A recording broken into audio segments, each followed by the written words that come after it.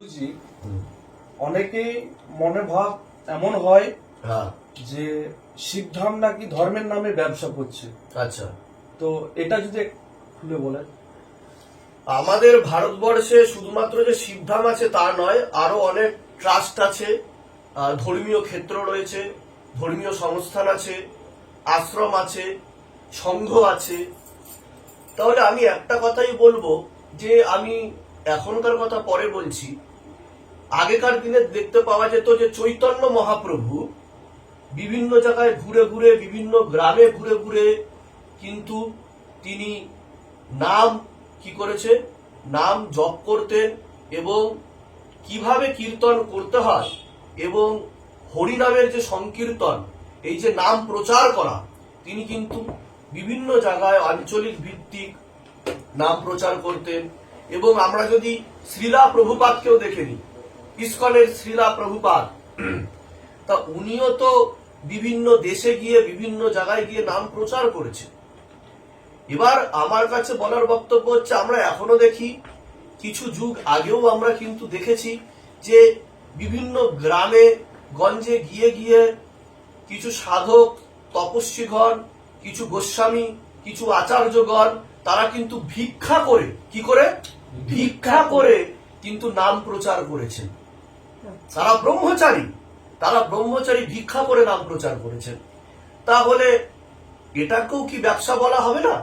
আরেকটা কথা, যারা এই ধরনের কথাবার্তা বলে, এমনকি কেউ আমাকে এটাও বলতে পারে যে আমি হচ্ছি মহাদেব শিব শম্ভুর এজেন্ট। বলতেই পারে, যদি এই কথা বলে, তাহলে এটাই বা কেন নয়? তাহলে আমি একটাই কথা বলবো, হ্যাঁ, আমি তার এজেন্সি নিয়ে বসে আছি, আমি তার এজেন্ট।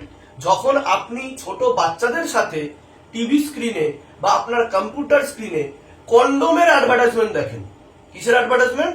কন্ডোম কিংবা অন্তর্বাসের অ্যাডভার্টাইজমেন্ট দেখেন, তখন এই প্রশ্নগুলো আপনাদের কোথায় জাগে? যদি শিবধামের আমি অ্যাডভার্টাইজমেন্ট করি, মহাদেব শিব শম্ভুর অ্যাডভার্টাইজমেন্ট করি, আমি 1000 বার করব। তার কারণ আমি ধর্ম রক্ষার স্বার্থে করছি। আপনারা যত বুদ্ধিমান হয়েছেন, তত অন্ধকারে আপনারা হারিয়ে গেছেন।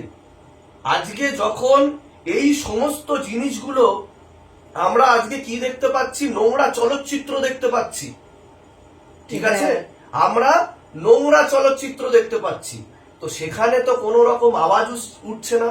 যদি শিবধাম, শিব শম্ভুর নাম প্রচারের উদ্দেশ্যে কোনো ভিডিও বা একান্তিক বার্তালাপ বা কোনো সমালোচনামূলক ভিডিও নিয়ে আসে, তখন সেটা অ্যাডভার্টাইজমেন্ট হয়ে যায়, তখন সেটা বিজ্ঞাপন হয়ে যায়। আর আমি সেই বিজ্ঞাপন করে ব্যবসা করছি, তাদের থেকে বড় মূর্খ আর কে হতে পারে? আর তারা যদি কেউ বলেও থাকে আমি 100 বার করেছি, 1000 বার করেছি, লাখো বার করেছি, আর যতবার জন্ম নেব ততবার করব, এটা আমার সত্তা। কারণ হিন্দুদের নামে, হিন্দু শুধুমাত্র ধর্ম নয়, একটা সমাজ ব্যবস্থা। হিন্দুইজম, হিন্দুত্ব কোন রিজিয়ন নয়।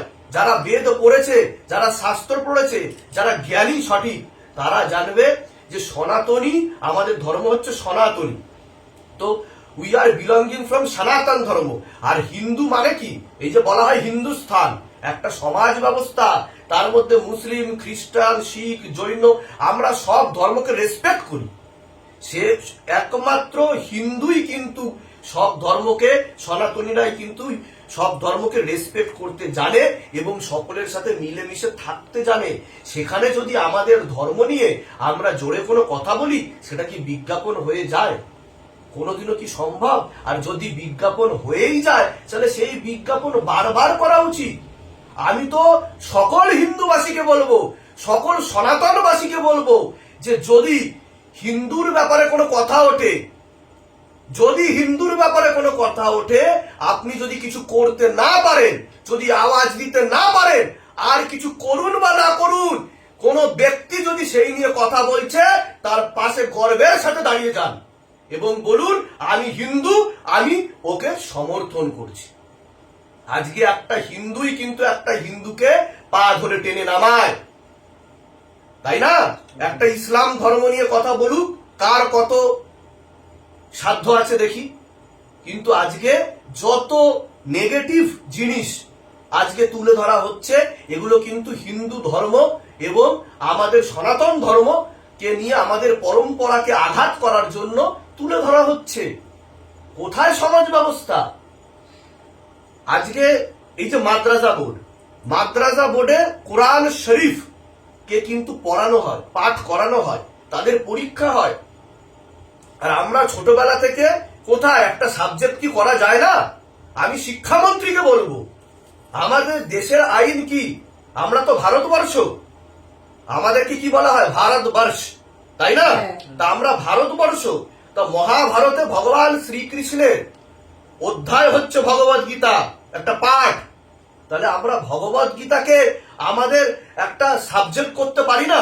সেটা কি এক ক্লাসে সম্পূর্ণ করা যাবে? সেটা তো এক একটা ইয়ারে, মানে 1 2 3 4 5 6